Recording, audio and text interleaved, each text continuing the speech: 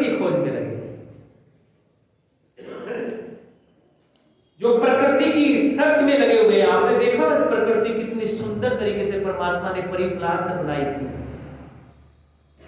जहां जहां पर्वतों की आवश्यकता थी वहां पर्वत बनाए, जहां जहां नदियों की आवश्यकता थी वहां नदियां बनाई, जहां जहां मरुस्थलों की आवश्यकता थी वहां मरुस्थल बनाए, जहां उपवनों की आवश्यकता थी परमात्मा ने उपवन दिए, औषधियां दी, वनस्पतियां दी।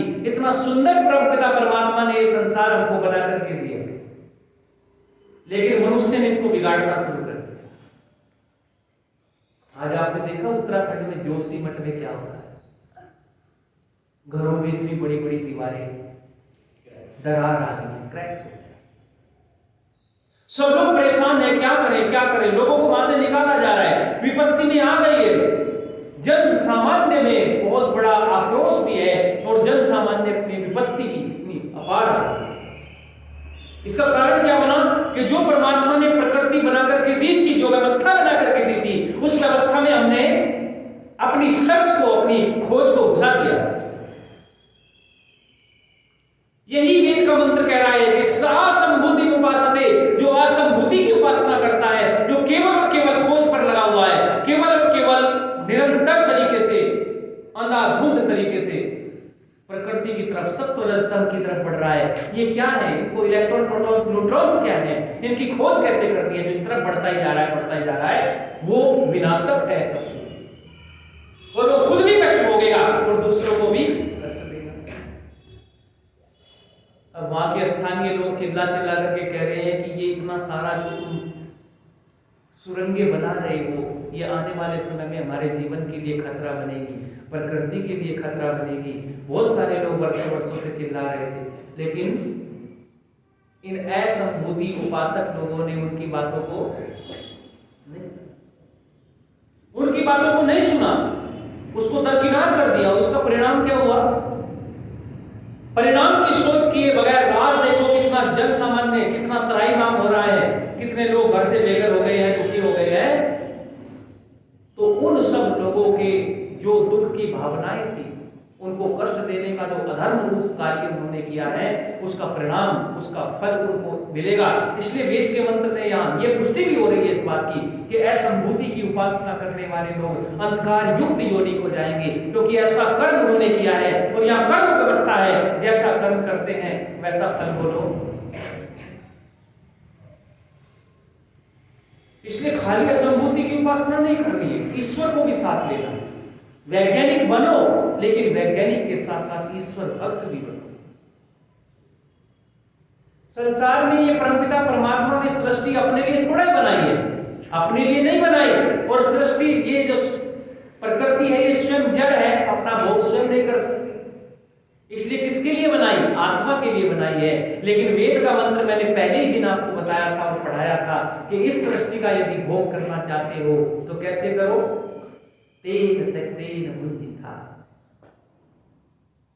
त्याग पूर्वक भोग करो, जिसका जो हिस्सा है उसको देते जाओ, अन्यथा विनाश मत करो, अनाधिकार चेष्टा मत करो, इच्छाओं में मत जियो, आवश्यकताओं में जियो। और जिसने आवश्यकताओं में जीना सीख लिया है, इच्छाओं को भुला दिया है, वो विकास करेगा, दूसरों का भी करेगा और स्वयं का भी। बोलो।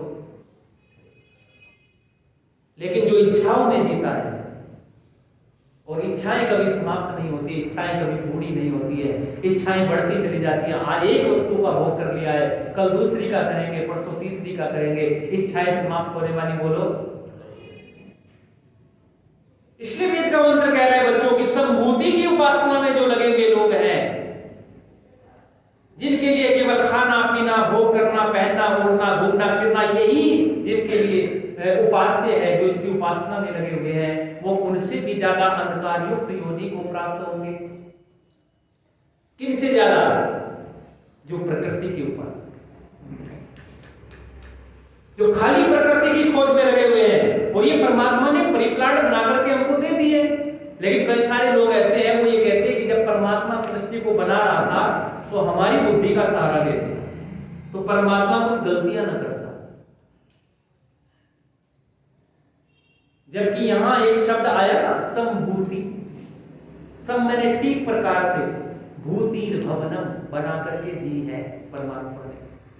लेकिन एक व्यक्ति ने कहा कि परमात्मा जब बना रहा था सृष्टि को तो वो वहां से कुछ गलतियां कर दी, और गलतियां पूछी क्या कर दी, तो क्या कहा कि न गंधम सुवर्णे न फलम इक्षुदंडे नाकारी पुष्पम खलु चंदनस्य विद्वान धनी नृपति दीर्घजीवी धातु पुरा को भी बुद्धि दो।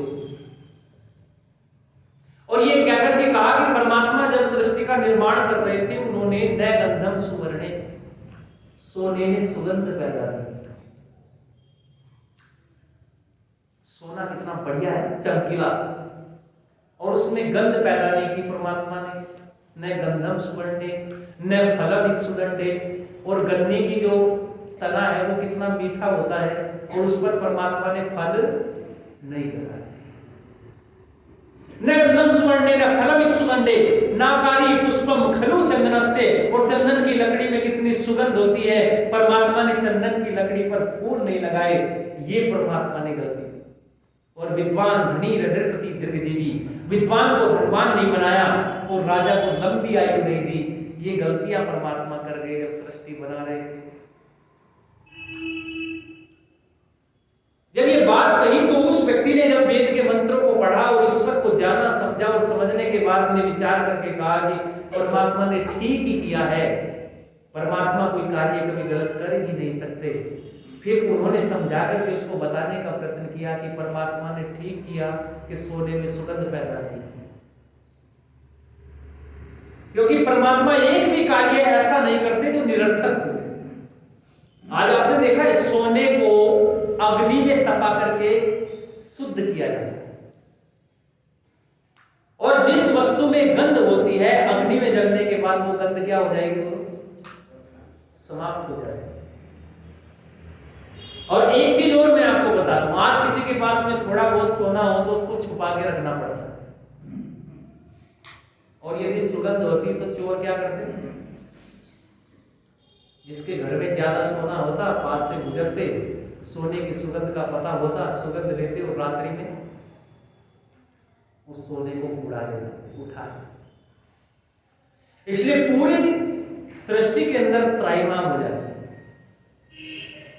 तो वैज्ञानिक तरीके से भी परमात्मा ने ठीक किया है कि सोने को अग्नि में जला करके कुंदन बनाया जाता है, पवित्र किया जाता है, और जो वस्तु अग्नि में जलाई जाती है उसकी गंध समाप्त हो जाती है, उसका जो स्वाभाविक चीजें हैं वो समाप्त हो जाती है। इसलिए परमात्मा ने ठीक किया कि सोने में गंध पैदा नहीं की। और दूसरी बात भी कहते हैं कि गन्ने की लकड़ी पर फल नहीं लगाए, गन्ने के तने पर फल नहीं लगाए, ये भी परमात्मा ने ठीक किया। क्योंकि यदि परमात्मा गन्ने पर फल लगा देते तो सारा मिठास किस में चला जाता, फल में चला जाता, और ये संसार में मीठे से हम वंचित हो जाते। आज आप जानते हो मीठा कैसे बनता है, चीनी कैसे बनती है, शक्कर कैसे बनती है, राब कैसे बनती है, गुड़ कैसे बनता है। गन्ने से रस निकाल करके उसको गर्म करके बनाया जाता है। क्या फल से बना सकते हैं ये सब? फल से बनाना संभव नहीं है। गन्ने के तने से रस निकाल करके मिठाई बनाना संभव है। ये जो तरीका है, जो प्रोसेस है, ये पूरी प्रोसेस वैज्ञानिक है, साइंटिफिक है। तो परमात्मा ने हमको बताया, हमको सिखाया कि मीठा इस प्रकार से बनाया जाता है। यदि मीठा फल से बनाया जाता तो परमात्मा फल से बता देते आयुर्वेद के अंदर। तो फल से चीनी बनना संभव नहीं है। तो जो चीज संभव ही नहीं है परमात्मा वो नहीं करते। ये बिल्कुल ठीक बात है कि गन्ने की लकड़ी पर परमात्मा ने फल नहीं लगाए और चंदन की लकड़ी पर पुष्प नहीं लगाए। चंदन की जो लकड़ी है उसमें सुगंध होती है, उसको वर्षों वर्षों तक रख करके अपने घर में रखोगे आप तो कई वर्षों के बाद वो उतनी सुगंध देती है। अच्छा, अगर फूल लगा देता परमात्मा तो क्या होता? फूल की गंध कितने दिन रहती है? 1 दिन, 2 दिन, 4 दिन, 6 दिन, उसके बाद में फूल मुरझा जाता है और गंध भी समाप्त हो जाती है। लेकिन चंदन की लकड़ी की गंध वर्षों वर्षों रहती है और चंदन में बड़ी शीतलता होती है। आप जानते हो सर्प सबसे ज्यादा कहां मिलते हैं? चंदन पर मिलते हैं। सबसे ज्यादा सर्प चंदन पर मिलते हैं। और यदि चंदन की लकड़ी जो है उस पर फूल होते तो फूल तोड़ तोड़ने के लिए कूद जाते। कहीं भी कैसा भी फूल हो, फूल को देख करके हमारा मन कैसा होता है, इसको क्या कर ले, इस फूल के पास में जाकर के इसको देख ले, इसको छू ले, इसको तोड़ ले। और यदि वहां पर जाते तो नीचे सर्प बैठे हुए हैं बहुत सारे, तो सर्प काटने का खतरा हो सकता था। तो इस प्रकार से परमात्मा ने ठीक किया है कि चंदन की लकड़ी में सुगंध दी है, वर्षों वर्षों तक आपके पास रहेगी। और चंदन इतना महत्वपूर्ण है बच्चों, याद रखना, किसी ने तो लिख भी दिया है कि दर्द सर के लिए चंदन लगाना है बेहतरीन। दर्द सर के लिए चंदन लगाना है बेहतरीन, लेकिन चंदन का घिसना भी दर्द सर से कम नहीं। आपने देखा बहुत सारे लोग ऐसे चंदन लगा लेते हैं। आर्य समाज के विद्वान लोग इस चीज को कहते हैं कि तिलक मत लगा, लेकिन याद रखना जो चंदन है ना, ये ठंडा होता है, इसमें शीतलता होती है, आयुर्वेदिक गुण है इसका। चंदन को आप मस्तिष्क पर लगा सकते हैं, लेकिन वो चंदन हो, चंदन के नाम पर धोखा ना। तो चंदन आयुर्वेदिक चीज है, उसमें शीतलता है, और मस्तक जितना ठंडा रहेगा, शीतलता रहेगी मस्तिष्क में, उतना ही मस्तिष्क अच्छा रहता है। तो एक आयुर्वेदिक चीजें है, मैं आपको बता रहा हूं। चंदन के लकड़ी पर परमात्मा ने पुष्प नहीं लगाए, ये बहुत अच्छा किया परमपिता परमात्मा ने, उसकी व्यवस्था है। विद्वान को धनवान नहीं बनाया और राजा को लंबी आयु नहीं दी, ये भी परमात्मा ने अच्छा किया। क्योंकि जिसके पास धन होता है उसको कुछ छीनने का डर रहता है, और जो धनवान होता है वो सत्य कहने से डरता है, और जिसके पास में कुछ नहीं होता वो हमेशा सच बात बोलता है। इसलिए आपने देखा पहले राजाओं के ऊपर एक सत्ता होती थी। जब प्रभु श्री राम राजा बने तो उनके ऊपर एक सत्ता थी, वो सारे कार्य अपने गुरु से पूछकर करते थे। कौन थे? भगवान श्री रामचंद्र के महाराज दशरथ के राज्य में कौन थे? महर्षि वशिष्ठ। और विश्वामित्र तो उस क्षेत्र के पूरे एक प्रकार से कह लीजिए रिसर्च स्कॉलर, साइंटिस्ट थे विश्वामित्र। उनकी वेदशालाएं थी खोज करने की। तो उन वेदशालाओं में रहकर के वो समाज कल्याण की भावना से सोचते थे, समाज कल्याण के लिए लगे रहते थे। लेकिन उनके धार्मिक आयोजन में, उनके राजकाज के कार्यों में जो उनकी सहायता करने वाले थे वो महर्षि वशिष्ठ थे। वो उनसे पूछकर सारा राजकाज करते थे। महर्षि जनक के दरबार में देखो, उस राजा के दरबार में एक शिक्षा देने के लिए, सही मार्ग दिखाने के लिए एक सत्ता ऊपर होती थी, और वो सत्ता क्या थी? वो अर्थ से रहित थी। उनके पास धन नहीं था, उनके पास, क्योंकि उन्हें धन की आवश्यकता ही नहीं थी, जितना उनके लिए जरूरी था उतना उनको राज्य से मिल जाता था। इसलिए वो सत्य कहते थे। राजा यदि गलत काम करना था तो राजा को टोक देते थे कि नहीं, ये गलत काम है, इसको मत। आज उस सत्ता का राजा के ऊपर से नियंत्रण हट जाने का परिणाम ये हुआ है कि राजा जैसा चाहे वैसा कर रहा है, उसको नियंत्रण में लाने के लिए कोई सत्ता ऊपर। लोग कहते हैं राजनीति में धर्म का क्या कार्य है? धर्म वही है जो हमें ठीक ठीक वस्तुओं की जानकारी कराए, जो सत्य असत्य का निर्णय कराए, जो वेद निष्ठ चीजें हैं उनकी जानकारी हमें दे, वही धर्म है। जो सबके लिए एक रूप में ग्राह्य हो, वो हिंदू मुस्लिम सिख ईसाई को नहीं देखता है। जो सबके लिए समान रूप से ग्रहण करने योग्य हो, उसका नाम है धर्म। और ये धर्म की शिक्षा देता था राजा के ऊपर बैठा हुआ एक असली आचार्य, एक बड़ा गुरु। जब से उस गुरु की व्यवस्था हट गई है, उस आचार्य की व्यवस्था हट गई है, तब से ही स्वच्छंद हो गया है राजा, और स्वतंत्र राजा विनाश का कारण बनता है। आप पढ़िए तो अपने इतिहास को, कैसी व्यवस्था। जब जब ये गुरु स्वार्थी बनता चला गया, महाभारत काल में आप आकर के देखो, कौरव और पांडवों के ऊपर भी एक गुरु था, लेकिन स्वार्थ वर्ष में और धन के लोलुपता में, पुत्रेष्णा वित्तेष्णा में आकर के, लोकेष्णा में आकर के जब ये गुरु बढ़ता चला गया, तब विनाश हुआ। इतिहास पर इस समय द्रोणाचार्य शिक्षा देने के लिए घर पर जाने लगे। पुत्रेष्णा उनके अंदर आ गई है, लोकेष्णा उनके अंदर आ गई है, वित्तेष्णा उनके अंदर आ गई है। तब तब राजा स्वेच्छाचारी बन गया है, और राजा के स्वेच्छाचारी बनने से विनाश हुआ है। इसलिए कहा था विद्वान को धनवान नहीं बनाए, विद्वान को धनवान नहीं बनाए। परमपिता परमात्मा ने ठीक किया, क्योंकि वो सच को सच कहने की ताकत रखता है।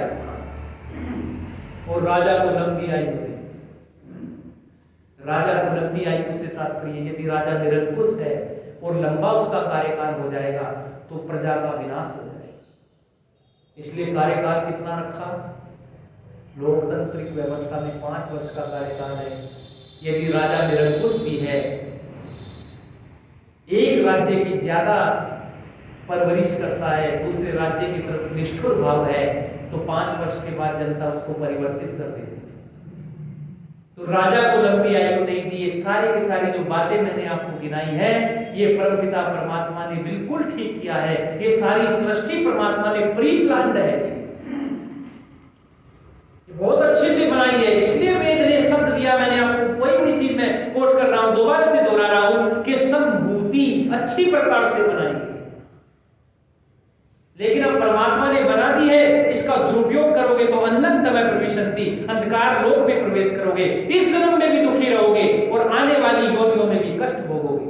ये वेद का सत्य आदेश है कि असंभूति की उपासना करने वाले लोग, खाली सर्च में लगे हुए लोग, खाली खोज करने वाले लोग, जो निरंतर बस सर्च करने पर लगे हैं, वो भी अंधकार में जाएंगे। और जो सर्च की हुई, जो परमात्मा की बनाई हुई सृष्टि है, इसका दुरुपयोग कर रहे हैं, ईश्वर को भुला दिया है, जिन्होंने सत्य को भुला दिया है, वो भी अंधकार लोक में प्रवेश करेंगे।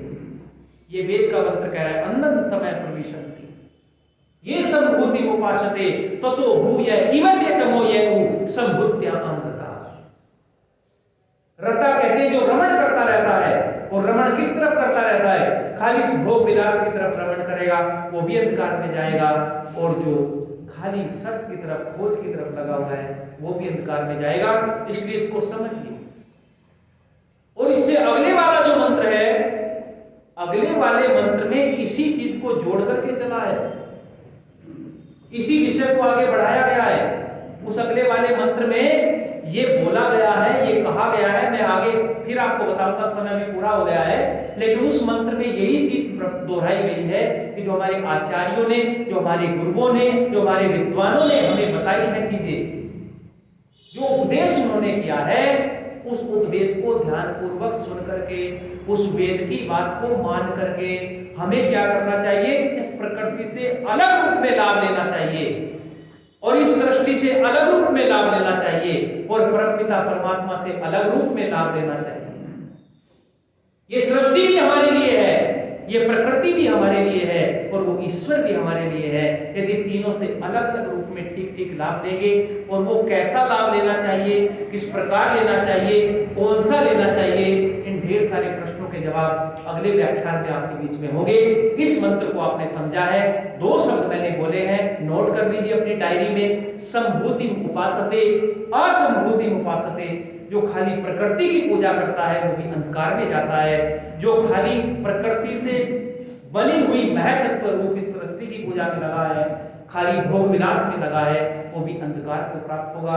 ये हमारी अपनी बात नहीं है, ये वेद की बात है। और वेद किसकी वाणी है? बोलो, परमात्मा की वाणी है, ईश्वर की वाणी है। तो ईश्वर की वाणी पर विश्वास करो। इस सृष्टि का आपके लिए बनाई है, प्रयोग करते हुए ईश्वर का ध्यान करते जाओ, आगे की तरफ बढ़ते जाओ। आगे की चर्चा आगे के व्याख्यान में आपके बीच में होगी। इसी के साथ वाणी को विराम देते हैं। आज की कक्षा को यही हम अंतिम रूप देते हैं।